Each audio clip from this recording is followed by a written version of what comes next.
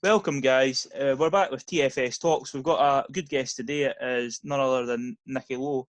Nicky has played for various clubs such as Aberdeen. He's had, spells in League Ireland, and he's now with Stirling. So I'd like to thank Nicky for coming on the show. And before we get to that, I would just like to remind everyone that we've partnered with Behind Your Mind, the mental health charity. So MD feeling down at all, feel free to reach out to them and see what they can do. Anyway, Nicky, how are we doing? All good, thanks. Apart from this lockdown, it's been a bit of a nightmare with no football, but just got to keep ticking over. Definitely, mate. What you been doing to tick over then? Just been out kind of running, out on a bike, and obviously I've got a young daughter, so I've just been kind of pushing the pram everywhere I'm going walks. Definitely, I've seen a lot of folk out running with the prams and that. Is that came up yet, or are you held back for that? I've held back for that in case I really trust myself running with a pram, to be honest. I'm a bit clumsy sometimes. No bother, mate. So, is it your own workout, or is the club set you sort of things to just do over the sort of lockdown? Aye, club's been good. They've sent us stuff today, but to be honest, I just kind of do my own stuff. I've been about the game long enough to know what's good for me to keep ticking over and be in good shape when going back, whenever it has to be. Definitely, mate. So you're at East Stirling now. So how did that come about? Because obviously you've played the professional leagues and that, but Lowland League, it's still a really good standard, mate. How'd you end up there? Well, it was the last couple of years. I think it's no secret I struggled with my groin for a number of years, and I was going to retire. I was thinking about retiring because every time I was full time, I just kept getting injured all the time. So I basically couldn't train, and I'm just playing games. Then I'd be out for a few weeks or a few months, and it just got on top of me, to be honest with you. So I kind of said to him, I'm looking maybe about retiring. If it doesn't get better, then I think Mark Muller must have spoke to Andy Rogers at East Stirling, who's assistant manager, and said he's thinking about maybe chucking it or maybe going part time. That was like two options. Then it came from there. I spoke to a club and they kind of sold the club to me. They spoke really well, spoke highly of the club, and here I am. Definitely, mate. So is this your first season with East Stirling, or is it your second? That was my first season there, and obviously had to get called a bit short, but this will be my second now when it all starts back. Definitely, mate. So what was your thoughts when you came down to Lowland League? Were you surprised at all with the standard of the players or the facilities or just the general way the clubs are running that? Well, I didn't really, if I'm being totally honest, didn't know much. Obviously, I think I like to know, I know about football, but you don't know about the standard until you're actually there or you take games in. And obviously, I played every Saturday, so I couldn't get to any of the other games. But when I went down and started playing against teams, the standards are good. There's a lot of good teams and a lot of good individual players, and I think clubs have got ambitions now, obviously, to try and get into that League Two in Scotland. Definitely, mate. So, you think you've certainly. I know you're not that old, are you? You're still quite young, so you've still got plenty of years left. Do you think you've learned anything so far in the league that would maybe help you like later on in your career at all? I'm not sure. I think I've been a bit long enough to see lots of things, but it's just I think for a part-time club, I think East Stirling's run brilliantly. The way they've kept in contact with players. I'd actually tweeted the other night about. I spoke to. I don't want to mention names because we'll get in trouble with his championship club, but just that they've not even been in contact with players, which is a shambles, to be honest. Our clubs obviously keep in contact by FaceTime or phoning you, a text message every couple of days just to see how you are. Definitely, mate. It's massive, and it's a lot of the sort of amateur and sort of even the teams below you in the East of Scotland League. They've all been doing it, so it's kind of a shock to see one of the bigger championship clubs not doing it. Yeah, no, that's when I said to him, I was surprised at that, but he just said it's kind of the way it's been. And I think there's a few clubs actually, to be honest. I got a few messages after the back-to-back tweet, and that's surprising because I think in this day and age, I think mental health's a big thing now for most guys, and I think it gets highlighted a lot, which is a good thing. But just for clubs not to be in contact, just even a wee text message just to see how you keeping, how's your family, just wee messages like that I think means a lot. Especially, I appreciate it a lot when the club phone me and text me. Definitely, mate. It's massive. You enjoy your football more and you play better, I think, when you've got that connection with the people at the club. So, it's the only people that's holding back is probably the people at the club rather than the sort of players. But it is the time to put in your arm around somebody if they're just in the house themselves, for example. That's it. there's a lot of young players now who kind of love themselves, you know what I mean? In Championship level now, they get a flat, they stay themselves. So what do? They can't go out to their mates, they can't go out and have a berry or whatever. You know what I mean? They're stuck in there nearly 24 hours a day. Definitely, mate. I certainly wouldn't. I'm lucky to be in my family, and obviously, you say you've got the bairn and that now and that, so at least you know yourself. But you'll kind of lot of boys that are in that situation, and there'll be people from abroad that maybe stay over here as well. You know. That's the thing. You look at it here. There's a lot of players from abroad to come here now, so you just wonder how they're feeling. You know what I mean? Because they can't obviously go and spend time with people that you're not supposed to. With all the rules that's going on just now, so you just wonder and hope that their mental health and that's all good. You know. Definitely, mate. So just since you touched on mental health, you know, what do you think about what the recently anyway, and sort of the levels of the game I'm involved, sort of amateur and sort of like, you know, towards the semi-professional side of things. There's been a lot said about mental health recently. Is that something that's reinforced right through the levels, or?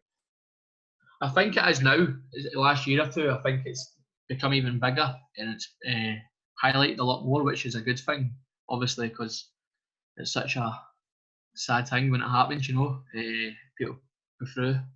But I think clubs, I've got people behind the scenes speaking to players a lot to say if you feel down and that, you get in contact right away, you know what I mean, and get your numbers at the club to phone.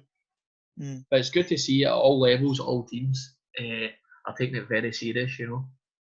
Definitely, mate. One of the things that I was actually looking to run when after lockdown is like an exit trial for people from under 19s, 20s teams and that, and it doesn't even need to just be the professional level, but you'll know a lot of guys you've played with that are younger that are probably, I'm not saying they're better than you, but they were better than me, and now they don't kick a ball in that. It's just maybe because one club's let them go. Do you think maybe clubs should be doing more to try and keep the boys playing football at all from there? Because I think that, you know, certainly the pro youth setup can make or break people, and you've been not lucky. You know, you'd have worked hard to do what you've done, but you know, not everybody had sort of the breaks. You know what I mean by that? No, absolutely. I think some people's talents take them to the highest level, but I've said a lot all along. I've been in youth teams at Aberdeen, so it comes to under 19s. You've either got to be good enough to go into the first team, or you get forgetting about it, and that's a bit of a joke because you've worked all your years to become a footballer, then nobody keeps in contact with you when you leave. You know what I mean? So like, and that could be some people have all they've thought about is being a footballer all their life. So for that not to happen, they can take a downward spiral, you know, and just not kick a ball again. And I've played with hundreds of players over the years who are top players, sadly just didn't make it or didn't get right breaks, and don't kick a ball anymore because it hurt them that much, you know. Definitely, yeah. I'm not. I know one or two people actually that have came through the pro youth setup at Aberdeen. You know, one of my mates did, and you know, it just he trained like 4 or 5 times a week. You know, I think it was under 17s or 18s, and it was just a case of, you know, they just decided they were done with him, and that was it. You know, that was him on his own. And I'm not slating the club at all. You know, things are changing now, but I think that previously there hasn't been enough to make sure boys are still playing or they're, you know, mentally all right and stuff like that. Yeah, I agree with you. I think most clubs, I think it is all changing now. Is we're getting a lot better setups at youth levels, not right through the academies. But some clubs do look after players when they can, try and get them like a degree in something. They'll tell them go to college one day a week or whatever, just in case it doesn't work, which is good. You've got something to fall back on. It's getting a lot better now, but as you said, there's so many players out there who are without a club because when they get the under 19s and they're not good enough to make it first team, well, what that club thinks, then sadly they just stop playing. Definitely, mate. Because you see a lot of these pro teams have got like, well, not all of them, but you know, it used to be like a lot of people used to say like in Edinburgh, they used to say Hutchison Vale used to feed into, I can't remember if it was like Hibs or Hearts or something. You know, they used to they would take the players from these boys clubs and take them there. But you know, maybe if there was for the boys that maybe weren't making the first team, you know, if there was actually a way for them to go to these teams again. I know some clubs loan players out in that now, which is, you know, good to see in the lower levels. But I think there should be a pathway for people who maybe just aren't ready. You know. Yeah, no, I agree with you. And that's when I was a young boy, we reserve football, and I used to always play. Sandy Clark took the team, and it was always good because when you went up from 19s to reserve football was a big jump because the players playing reserves are like you were playing as Celtic and stuff, and it was all Celtic subs who were on the bench on a Saturday and play on a Monday or Tuesday against you. So it just showed you, when you got to the reserve, there's a bigger jump to let you know if you're ready or not for first team. And that was good. It gave us an extra couple of years to prepare ourselves going into first team. So that kind of helped a lot. Definitely, mate. I've watched a lot of interviews and podcasts, obviously, and I see a lot of players mention how good the reserve league was in that. Now, do you think it's something that should happen? Because I don't know if it still runs or if it's not. Or maybe it runs now, but it used to be like really prominent, and a lot of good players came from it. Do you think it kind of was a bad thing they stopped it for a while? I think so, yeah. Even now, I think the reserve league's back, but they're all under 20s teams. It's all young boys playing, but I remember when you played against like Celtic and stuff. I remember playing against Massimo Donati, and I was only like 16. Just growing up a Celtic fan, that was amazing. But you're playing against top players, and that helps a lot. You know what I mean? Obviously, you might get a wee lesson or two. Sometimes you might not play well, or they were just better players than you. But it's good to test yourself against the best, and it just lets you know you need to work harder to improve on your own game. You're spot on there. I think certainly with the reserve level, it gives the young guys a chance to deal with pressures against sort of grown men in football, rather than just take them straight from the academy and put them in front of maybe 20, 30,000 fans. Exactly, because if you do that as well, if you're going straight to academy, you're playing in front of 10 people. Well, most times it's just all the players' families that's there. Then all of a sudden you're going right into, as you said, playing in front of 20,000, 30,000 people in a match day, and it's all pressure. Because academy, there's no pressure. You want to win, of course, you want to play well, but if you don't, it's not a be on the end all. But when you get to first team level, there's win bonus at stake, the manager's job's at stake, relegation's at stake, you know what I mean? And there's crowds booing you, you're in the papers if you have a bad game. So there's so much pressure. So I think if you go to reserves after under 19s, and you're playing against first team players, it's a bit more pressure, but with no fans. So by the time you play a 20, 30, 40 games of reserves, you're more suited to go into a first team game on a Saturday with more pressure, and I think you'll handle it better. I think you're spot on there, mate. And I think, obviously, as I was saying, how a lot of teams are loaning their players out to the League One and the Lowland League clubs and all that now is, I think, to kind of give the guys experience of playing men's football now. So I think for a while, just keeping everybody in the academies and maybe just bringing up one at a time. I know it works for some clubs, but I don't think it's the way forward, really. But that's just my views in that. But you've came through a setup, and you're proving the views wrong by doing what you did. But not everyone's been sort of had that same success story as you did. But and of course, I think if you look over the years, a number of people who make it from academies isn't great. It's not a high percentage. It's very low, I think. Obviously, some clubs have no money to go and bring players in, so they need to kind of put academy players in. And some clubs have done brilliant at it. But as you said, I think, as you mentioned there, loan moves are good for players. I went, when I was a young boy, I went on loan to Forfar as a young lad under Dick Campbell. Then I went to Alloa under Paul Hartley, and their loan moves really helped me as well. That's two massive characters, mate. Do you think they certainly helped you in your career? Because obviously they've got a decent reputation in the game in that now, eh? No, absolutely. Both of them helped me a lot. Obviously, Dick Campbell's a madman, a legend. I've heard. No, he's brilliant. But them two definitely helped me. And just being in, because if you're alone, you're still kind of in the youth teams, so you're still in the kids' changing room, you're not in the first team changing room. Then when you go on loan, obviously you're in with all adults, all big characters. So that sets you in good stead, and I loved it every minute of it, But I think I always, if I'm speaking to anybody about from Gaelic and I know, I always say to him, why are you not playing? I'll say, try and get a loan move because it's the best thing for you. Not only if you're not playing at your parent club, if you go on loan and stand out and do well, people will keep a wee eye on you. So if you don't get a new contract at your club, I liked him when he was out on loan, I'll take him. You know what I mean? But if you don't make any first team appearances at your parent club, then nobody really knows who you are. Definitely, mate. I think confidence is massive as well now. It's not just about the ability, as you're saying, with the mental side and that. It can make or break you if you're going to go to these clubs and if they're going to keep you on or not. So having that to fall back on, I think, is massive.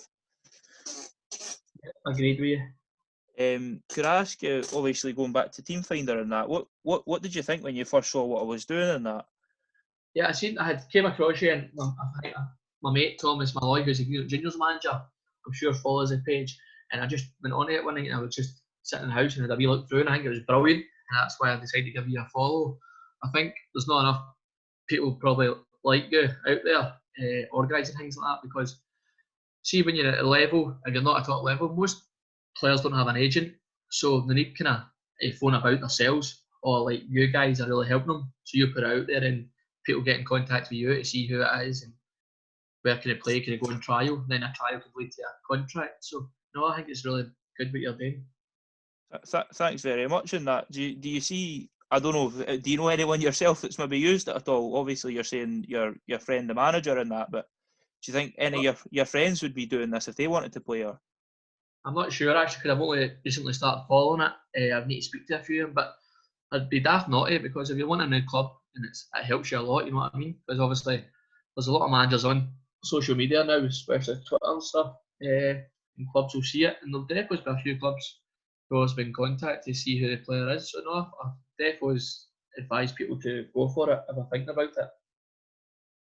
right, cheers very much, mate. So like you were saying, you were obviously you're at East Stirling now. So what were you doing football wise? You know, you started at Aberdeen and then you had your loan spells and that. What would you say has really stood out? What was something you really liked doing in your career? Obviously, you're kicking the ball every day, but I think I did well in Scotland. Although, obviously, I started at Aberdeen for like 14, 15 years over there. I think I did all right there, albeit I didn't play as many games as I want, but I think I did well in the games I played. Then I went to Dundee. I went on loan, spelled at Forfar, did well. Went to Alloa, did well on loan. And signed when I was leaving Aberdeen, because I felt like my time was up, because I wanted to play more. And went to Dundee on a 3-year contract, and sadly I got a bad injury and I never recovered from it from Dundee. Thankfully I'm over it now, but I just couldn't get going at Dundee, and that's the one thing that really annoys me, because that's the only club where I've not did well, you know, because I was injured, so I only played a handful of games really.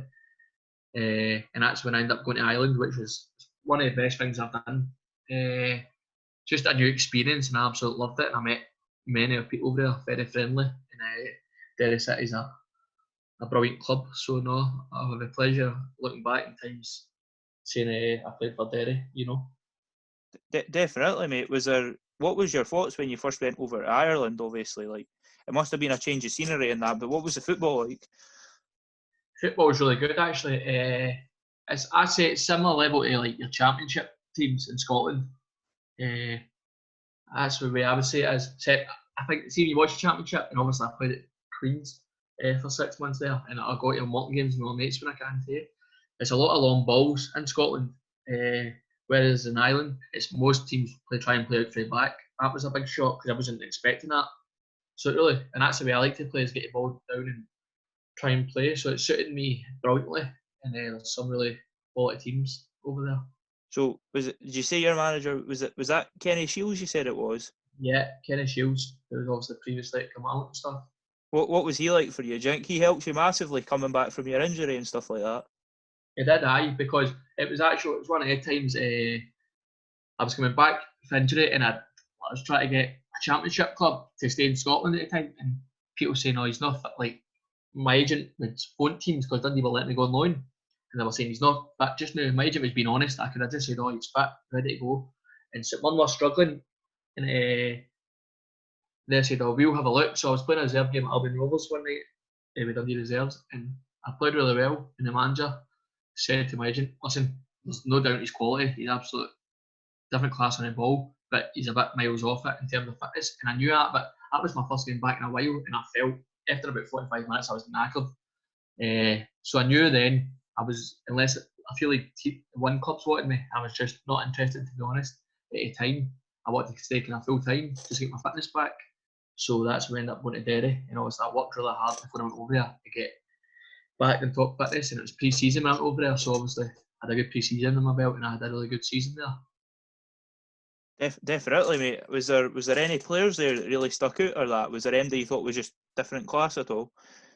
Yeah, there was a couple. Obviously, I think it's mad, because as I was saying, they like to play football. The goalkeeper is a quality goalkeeper. He was at Derby and stuff years ago in the New Saints in Wales, but he was a club captain, and see where he ball at his feet, it was unbelievable. He's probably the best passer on the ball I played with. It was that good, but he was a top goalkeeper as well. Then outfield players, we had Barry McNamee, who played number 10, a left-footed boy, and he was just a Rolls Royce. He just strolled the games, you know. He read the game really well, and obviously I played behind him, so see his movement was brilliant. It was easy to find a pass, and he got a move down to Cork, who were the champions at the time, and deserved that. Then Anne McGrath was another one who was really good. He's obviously he was at Spurs in the youth teams. He's now at Shamrock Rovers. After having a few good seasons back home, his home city, Derry, he got moved to Rovers, and he's another one who's different class. Definitely, mate. It sounds like you certainly had a good experience in that. So I'm guessing that you're quite happy with what you've done with yourself. You've just been a wee bit unlucky with injuries. Is that probably the best way to put it? That's fair to say. Aye, that's what people say. What you doing to selling now? And I'm thinking, well, I've just been unlucky with injuries, but I'm really happy where I'm at just now. I did more in a game, which I thought I ever would. You know, I managed to represent Scotland at youth level. I played in the Europa League with Aberdeen and stuff. So no, listen, I'm in Derry City. So I'm really happy with what I've done in the game. Although if I didn't have injuries, I think I could have had a better career. I'm going to be honest about that. But listen, it's part and parcel of football. There's injuries, and there's better players than me who's sad enough had to stop when they're young because of injuries. You know. It happens, mate. So you say you played Scottish youth football. So just something that's maybe know about you for a wee change. Who would you say was the sort of best player you played alongside in one of your teams, whether it was at Youth International or Aberdeen or that? A few good players, obviously. It would be tough, like. Yeah, you know. Had a few great players at Aberdeen, like Niall McGinn and stuff, were really good. I think I changed, when people ask me, I think I change my answer all the time, but it was just because there's hundreds of quality. You're looking at McGinn, who's hundreds of caps in Northern Ireland, but Stephen Dobbie at Queenie South last year is a joke. I think he's 36 then, and he was just getting better every week. Obviously, he's had some career too, but no, Dobbs is one of the best I've played with, not the best. Definitely, mate. And obviously now the next question would be, who would you say is like one of the better players you've played against? Because obviously we know what it's like when you go into a game and you're just getting the run round off the boy you're against. Is there anybody that's really stuck out against you for that? Santi Cazorla, when he was at Villarreal, before he got his move to Arsenal, I think it was. He was frightening. It's just his movement, his feet work, everything was a joke. He just found space. 1 minute you'd be marking him and you turn round to see where the ball was, and before you know it, he's 10 yards away from you and get on the ball. Mate, as some player, like, compared to what you're doing now, you can, if people say it, at least you can look back and say, well, I've done all right. Exactly, aye. No, of course, that's what people say now. You get regrets. I've not got no regrets, to be honest with you, and I'm happy, as I said, where I'm at right now. That's brilliant, mate. Well, I'm probably going to wrap it up a bit here and that. Have you got anything you'd like to say at all before we go? No, that's fine. Just keep up the good work and try and find players, clubs, mate. I will do. Thanks very much. Pleasure having you on. All right. Take care. Thanks, Bye-bye. mate. Top man. Take care.